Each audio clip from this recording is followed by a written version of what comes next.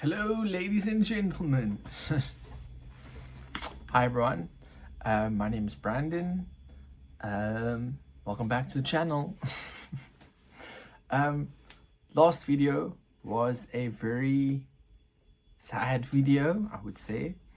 I'm not gonna say that I didn't get the greatest feedback on the video. I also didn't get bad feedback on the video. I think what's important is that everyone knows where the business is going. So it's quite funny that episode 1 was, hey, we're doing a video, we are preparing for the future. And then episode 2 is like, oh, we've lost our supplier, we've been scammed, a whole lot of negativity. So we want to change that around, or I want to change that around and give you a little bit of an insight of what's been happening over the last week and a bit. It's been extremely busy. I mentioned last time I was gonna do a sale on the website, and that went very well. So yeah, today we'll talk about what we've been doing, how we've been doing it. We're still kind of in the storm at the moment, and when I say we're in the storm, I've been packaging orders non-stop. I've been packaging orders every day. The weekends I tend to try and take off. I play on a Saturday. I play One Piece on a Saturday. On occasion, I'd play Pokemon on a Sunday, but then Sundays I usually take the day off. But this Sunday I didn't. This Sunday I've been packaging non-stop. But I noticed that with Pokemon, things are sorted, but not in the most ideal fashion. And when I say the most ideal fashion, I have them almost in a chaos sort. I've heard this word chaos sort for ages, and it doesn't work. And what I say by it doesn't work is, if you, for example, have a reverse holo from an older set, and that card could be the same color as, or typing as a card that's from another older set, and you, for example, have a Twilight Masquerade Giraffe Rig reverse holo that found itself in a stack of Stellar Crown reverse holos for the same color, you're not going to find that card very easily. I found out the hard way, and I'm finding out the hard way, where some of the niche cards are stuck in older or other sets, and you spend maybe an hour going through the same stuff over and over and over again. As much as I have reverse holos sorted together by set, and holos sorted by set, and commons sorted by set, they still somehow find themselves in between each other. And that has probably been the most difficult so far. So yes, that has been a challenge. I started off with this little maneuver. It is a nice little stand you can put your phone on and scan pictures of cards into the system we use, and it's been great. I've scanned about 17,000 cards, which is amazing on paper, okay? But if you do not sort them correctly, you will find yourself very quickly spending a lot of time looking for cards rather than packaging orders. It's been difficult because that is on my own. So I am going to look at a sorting system that will probably help a lot easier. I've been juggling with the idea of doing it alphabetically or doing it by set color, the way I have been doing it, but in a bit more of a set way, where it's easy to find. So one set will be next to another set by date, for example. The only downside with that is what I've been thinking about is, if you, for example, I buy a bulk lot for 1,000 cards, and I need to add maybe 100 cards to a specific set. Do I leave enough space for those cards, or do I sort them out and put them in, let's say, set A number 1, and then set B number 2? So that's the thought process. But if you don't execute on the thought, you are going to keep thinking. As funny as it is, that's just how it is. But yeah, the other downside with the sorting of things is sometimes cards are going to do this, and that is due to the weather. I can't off the top of my head think if it's the moist leaving or the too much moist, and I'm going to assume it's the moist leaving.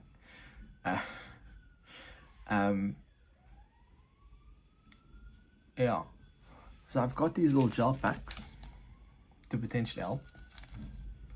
If you can see, these things you'll find in a lot of stuff. So I've got these, and I've bought about 100 of them, and I'm just going to plonk them in the boxes to make sure that whatever the situation is, it will be resolved. But yeah, so sorting at the moment, packaging while trying to sort is then again another issue where you sit with space. I don't have the space capacity to have everything laid out and sorted like that. One Piece is easy. I've seen the cards so many times, I know exactly where they go. With Pokemon, I haven't. Pokemon's a bit difficult. With One Piece, I have everything sorted by rares, and then I haven't loaded the comments onto the website because that is another area I need to tackle. I think I have about 8 cases full of One Piece cards still to sort through, and I've been dreading it because I think, oh, the task ahead of sorting is a nightmare, and then storage. So yeah, but what I essentially want to do is, when the business makes money, that gets invested into the business. So storage shelves. I bought a storage shelf. It's behind these shelves. It's a bit untidy, so I'm not going to take a photo. But when we get to a point where everything is nice and laid out, I'll take another video of what the setup looks like now. But we're still growing. The goals, the business has quite a few goals that we want to achieve. So in the next episode, we'll go over those. I just thought it'd be very cool to catch up with everyone, let everyone know we are still here. I'm still operating. It's just been extremely overwhelming I'm thankful for every order that's come through, big or small. It's helped the business grow exponentially because we've reached people we haven't reached before. Pokemon seems to be a very different market, whereas I do a lot of singles, other people do sealed.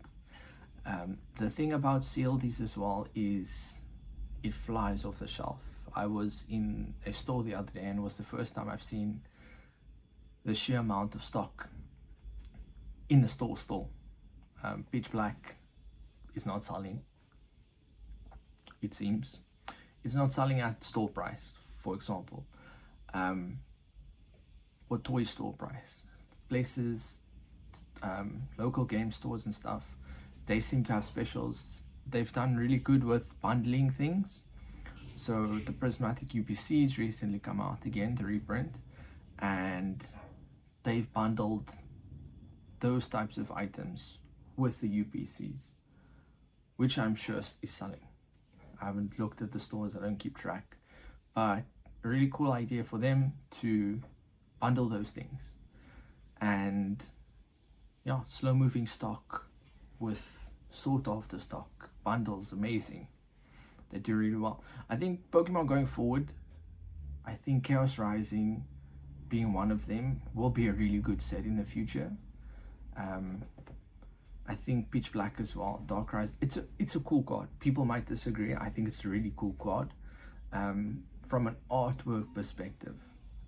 And when I say an artwork perspective, not everyone is gonna love it. We look at the Van Gogh Pikachu.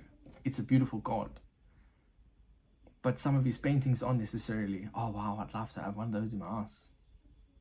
But then there are other people who are like, wow, we can see the pain, we can see what he went through when he painted this. And that's the thing with art. And I think with TCGs and some of the artworks in it, that's what a lot of us chase after. You look at the card and you're like, wow, this either gives me a nice memory, or it's just a beautiful card on its own. which is you want to display in your house. I have a friend who collects One Piece. We've just sent some grading submissions. He did really well in his. I did really good in mine, just for the one card that I sent, which I was really happy about. But I sent it all the way back in February. So it's July now, it's 5 months. It was worth the wait. It's not a huge card, but with PSA being closed now, we can't grade anymore. Or we can, it's just a lot more expensive. Our entry point into grading is more expensive than the US, Europe, and those kinds of things because of where we are situated. We're not a first priority. We need to go through third parties who then ship to PSA, and then PSA grades it and then sends it back to the third party, and third party then sends it to us. So yeah, a little bit of that. But overall, just want to say thank you to everyone who placed an order, who helped with marketing as well. Word of mouth is a beautiful thing. And yeah, this is just a quick check-in, talk about what's been going on. A little bit of a struggle that we've had recently was organizing. But yeah, with organizing, I wanted to go through packaging as well. Something that we have to do, which is important, is make sure the cards are protected. So I ship with these padded envelopes, and these are really cool because you can put your cards in here and you're A4 away. But I don't just plonk the cards in like this because that would be ridiculous.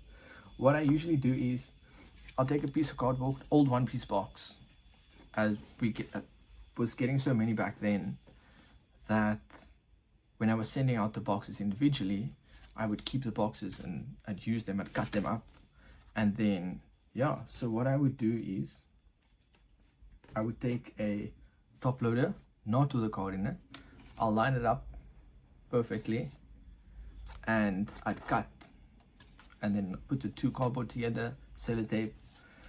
But there was the worry of cards potentially being damaged or coming out their sleeve. Not that it's ever happened to me, I was just worried. So then I got these bad boys. These are plastic. So what you do is you put your card in, or you put your cards in, put your cards in. When it eventually goes in, you put it in, you seal it up, put it between the two boxes, and you then put it in the bubble mailer and you ship it off. So yeah, that's one thing we do pride ourselves on, is protection for cards. I remember sending off my first package. I still have a video and a picture of what the item looked like when it arrived at that person, and it wasn't pretty. I essentially thought it'd be really cool to, or I thought I was being smart, and I used newspaper. Folded the newspaper together in a nice little envelope, and I thought, you know, I was so chuffed, and I sent it off to the customer, and the customer asked me, is this your first time shipping? And the funny thing is, I said obviously yes and whatever else, and they told me, they sent me a shipping video afterwards to say this is how you ship cards. I laughed at it because I was like, I really messed up here. But if I was going to stay in that type of business and continue to sell cards, I needed to make sure I protect the cards. So yeah, that was a lesson learned. That was, luckily, it was back in 2024. It was a Shirahoshi Alt Art from EB01, and it was a Secret Sabo from OP07. So I still remember the cards because those are the first cards I posted. Those are the first cards I sent off. And yeah, thank goodness I made the mistake back then, because I fixed it very quickly, and we are where we are today. We've sent over 500 packages, with maybe 1 or 2 issues along the way, but we have managed to secure and fix that issue. But yeah, cool. That's it from me today, guys. Thank you for watching. I will definitely see you next week. I do have, wait, before I go, I have some exciting news. So this weekend, I will be hosting a One Piece tournament alongside some other stores in Bloemfontein. Last year, I attended the event. This year, I am hosting the event, or co-hosting. So nice little thing there is I will be there. I'll take some videos. I'll have some content for next week, and then yeah, we'll talk about the event, how it went, and all of the nice things that go into it. So thank you for your time, guys, and I'll see you next week. Goodbye.